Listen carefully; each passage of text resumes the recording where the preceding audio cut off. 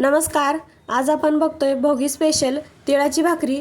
तर तिळाची भाकरी बनवण्यासाठी बाजरीचं पीठ घेतलेलं आहे मी एका भाकरीचं. त्यामध्ये थोडंसं मीठ टाकलं आणि छान असं मळून घेतलं. जितकं छान मळलं जाईल तितकी छान भाकरी होते आणि चिरत पण नाही साईडनं.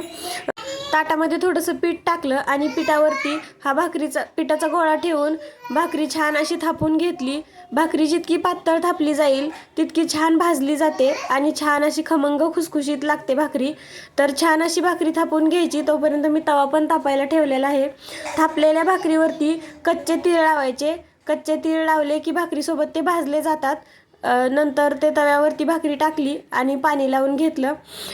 सगळीकडून पाणी लावायचं भाकरीला आणि वरून थोडेसे तीळ टाकायचे आणि ओला हात फिरवून ते तीळ सगळे सेट करून घ्यायचे जेणेकरून ते निघणार नाहीत.